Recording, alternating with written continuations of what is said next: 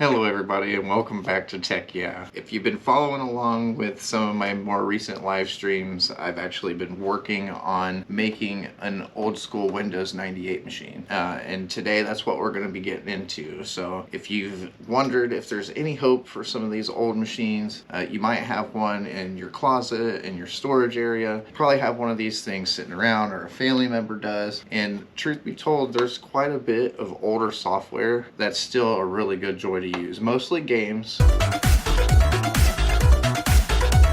It's not like you're going to be doing Microsoft Office on one of these things, not for anything current anyways, but there are a lot of cool old DOS games, Windows games, and it's a shame to let that stuff go to waste. So today we're going to be upgrading this machine, we're going to give it a solid state drive, and we're going to bring some new life into this old gal. If you enjoy upgrading old machines and making them a little more modern, consider subscribing to the channel. With that said, let's go ahead and strap in, get our screwdriver out, and go ahead and get out the old IDE hard drive in this thing.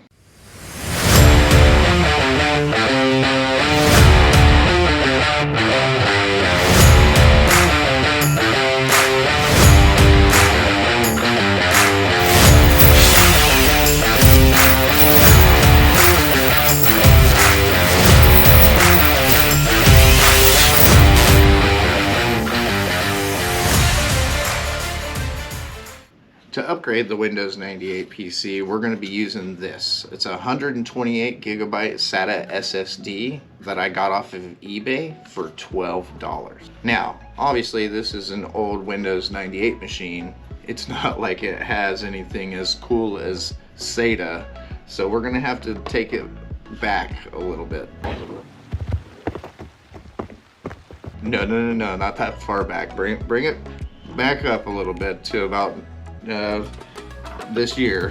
What I mean by take it back is we're gonna have to find some way to get this SATA device to talk to the IDE that's in this old machine. Luckily, there exists this thing. It doesn't have a specific name. If you want to locate one of these, I will leave a link in the video description.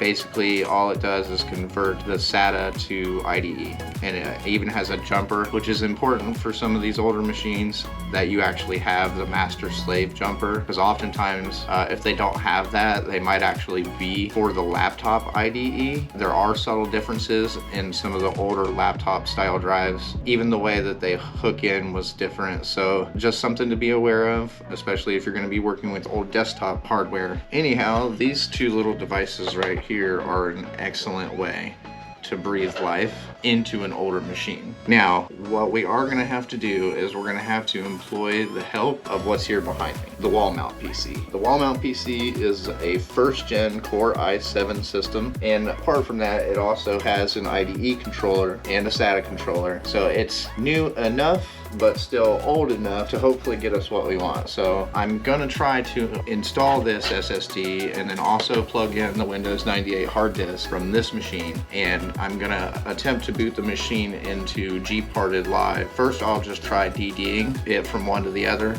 and then I'll be able to do all the partitioning and formatting here, and then just drop the new SSD into the Windows 98 machine, and hopefully that'll be the end of it. Okay, so the first thing we need to do to start with this upgrade project on the Windows 98 PC is we need to get the old big Chungus IDE hard drive out of this thing.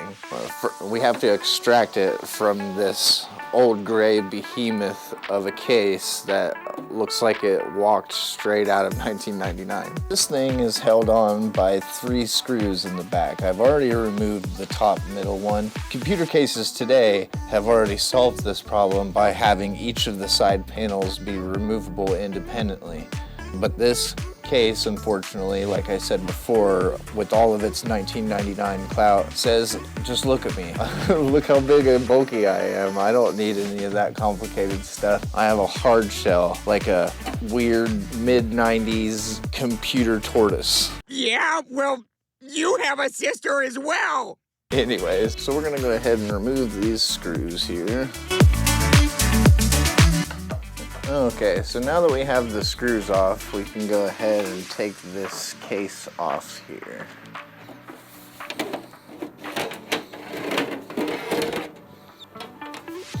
Okay, so now we've managed to open this gargantuan beast of a computer. It looks so short when you first look at it, but once you realize how much is packed in here, especially we've got these old IDE cables here. So even though this computer has a wee bit of a smaller frame, we can still see that this is quite full of stuff. It's not a whole lot of airflow going on in this old 1999 special. Now, extracting the hard drive from this old beast is a little bit different. We have to first pop off this front panel.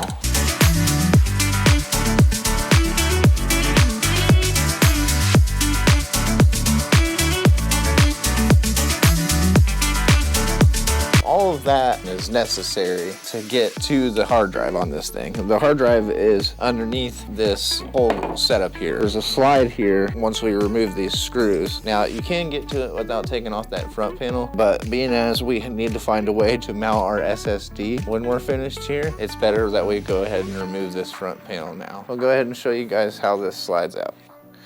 Okay, so here we'll try to get a little bit closer of a shot. Get this old Molex power off here. Pull the IDE cable, get that out of our way. There we go. Screw number 1 over here. Screw number 2 right over here. Let's go ahead and get those out of there. All right, so now that we've got those 2 screws out, we can go ahead and slide the old hard drive out now. We might get lucky and be able to mount the SSD right to this plate. So that pretty much does it for getting the hard drive out of the old machine. It'll be a little more involved once we find a way to get the SSD to mount on there with the SATA to IDE adapter. That's gonna be the most important thing, so that way our solid state drive can actually talk to the old Mesozoic motherboard of this Pentium 3 era Celeron. Now, I wanna try to clone the Windows 98 install that's on the hard drive that's in here, so that's actually one of the other reasons for removing it from the system. And like I mentioned previously, we're gonna plug the IDE hard drive and the new SATA SSD into the wall mount PC right behind me here. And we're gonna attempt to hopefully clone the old 20 gigabyte Windows 98 install over to the SATA SSD. So yeah, let's go ahead and give that a shot. Okay, let's go ahead and plug in this Chungus hard drive and our nice $12 128 gigabyte SATA SSD here, which is actually in an anodized aluminum case, to know. So for $12, this thing has build quality because of this aluminum case that feels better than some name brand SSDs. Let's go ahead and grab our IDE cable here. Gonna need power for you. Let's go ahead and plug in our SATA SSD.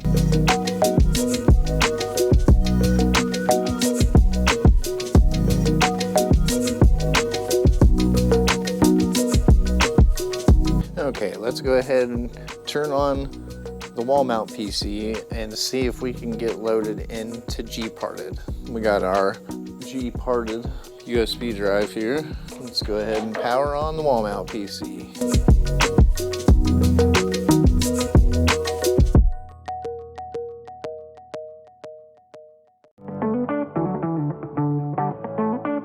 Wow, it's actually booting into Windows 98. I cannot believe it. Now, we're gonna obviously have to force the machine to restart so we can get into G-parted on our flash drive, but the fact that it's even trying to do this is kind of amazing. I actually think we have crashed though. I don't see any signs of life from the loading bar at all. Oh, hold on. I might be eating those words. Not enough extended memory available to run Windows. Well, we know that's bullcrap because this is a first gen i7. The machine went ahead and shut itself off because it can't load into Windows, which is fine. So let's go ahead and see if we can restart it and change the boot options.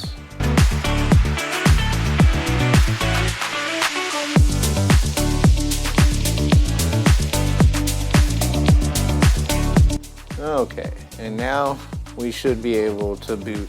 I'll go ahead and start up G-parted live here. The first thing I'm going to attempt here is if I can just do a simple DD from within G-Parted Live here. So the G-Parted Live distribution is actually a Debian distro. So you get a live Debian distro, and then you also have all the G-Parted partition tools. So this can actually be super useful for people trying to recover files, upgrade people's computers, coming from a spinning hard drive to a solid state drive, and maybe you're locked out, you upgraded their motherboard and CPU and Windows won't boot. There's a whole bunch of really neat things that you can do with a G-Parted live USB stick. So I recommend everybody keep one, or at least have the ISO file on your Ventoy USB. People that know will know what I'm talking about.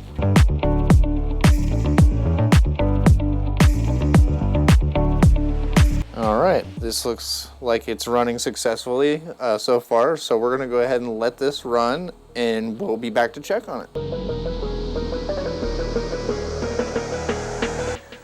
Okay, what I'm doing now is actually resizing the partitions to be a little larger. From what I researched online, the maximum for Windows 98 is 128 gigabytes, but I'm gonna go ahead and make 2 partitions of about 60 gigabytes just to be safe.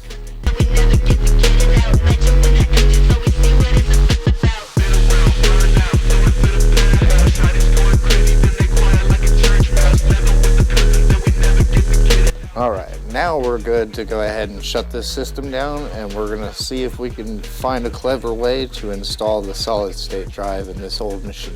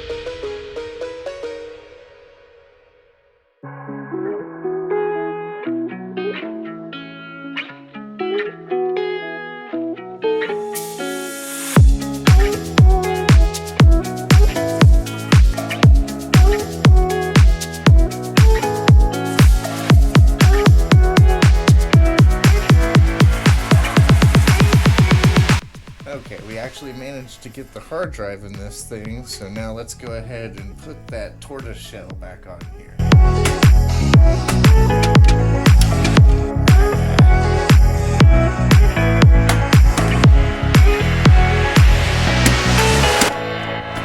Okay, so we've got the SSD back into the Windows 98 machine, and all that's left to do now is power it back on and see if we get back into Windows 98.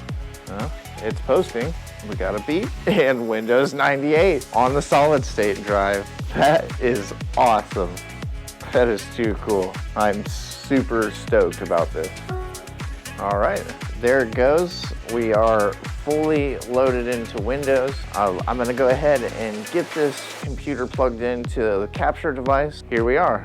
We're inside Windows 98, loaded off of the SATA SSD, off of the SATA to IDE converter that we installed, which is a success. This retro gaming machine is ready to go. I am super excited. Let's go ahead and take a look here. We'll shut down these applications that are loading. We don't really need the Internet Center. And as far as I can tell, the previous owner of this machine must have had a PCI, an all-in-wonder ATI video card. Of course, that's not currently installed in the machine. So I'm gonna close this as well. I do need to go through this system and remove some of the programs that are really no longer needed. And I do want to replace and possibly put a new GPU in here. I've got PCI options for both NVIDIA and ATI. Both of them are 256 megabyte PCI video cards. With that and 2 sticks of 256 megabytes of RAM, we meet the minimum requirements for the original World of Warcraft. So if you would like to see that in a future video, please like this video or leave a comment below. I can run a vanilla WoW server off the Linux machine over here to my right. So if you guys would like to see that, we can go ahead and attempt, because we meet the minimum system requirements on this machine, to run vanilla World of Warcraft, our version 1.11 or whatever the last stable revision was before they moved on to Burning Crusade. But if you would like to see that running on this machine, go ahead and leave this video a like or possibly leave a comment below. All right, with that being said, let's go ahead and, yeah, Spinosaurus just popped out at me. Let's go ahead and jump on the internet and see if we can grab, let's go ahead and see if we can grab this disk benchmark. That is not the same place I was over here though. Hold on just a second, folks. I wasn't exactly able to find a usable link through FrogFind, but we can go ahead and just kind of navigate through the operating system here. And without a video card, we're still going to see some things, but like we see here, the start menu, everything loads just super quick. Some of the artifacting that we're seeing is just due to it only having 11 megabytes of video storage. This thing only has 11 megabytes of VRAM, and especially with Mr. Spinosaurus running here and everything, this machine could really benefit from a video card. So I'll tell you what, if this video was enjoyable to you, why don't we go ahead and give this video a like, and I will go ahead and purchase the new GPU, upgraded RAM for this thing, and I'll search the Internet Archive and see if I can't find some benchmarking utilities. I'm pretty sure I can. I know they're on there. This was kind of a one-off. I was sitting at my desk and was like, well, I have that old Windows 98 machine out there. I'm pretty sure that we can upgrade it a little bit and at least have a nice retro gaming machine. So if that's up your alley, I hope you enjoyed this video. Thanks for taking a look with me while we upgraded this machine. If you enjoyed this video, I hope you'll consider subscribing to my channel. I know we're young, but we have some really cool things to come. Thank you so much, and I'll catch you in the next video. Once you realize wider than you're used to with the Now I want to this benchmark utility. Well, I wasn't exactly able to find a usable link through Fog. If you like this video and more like it, or no, we're not going to get into that. So if you enjoyed this video, I hope you. I really do want to put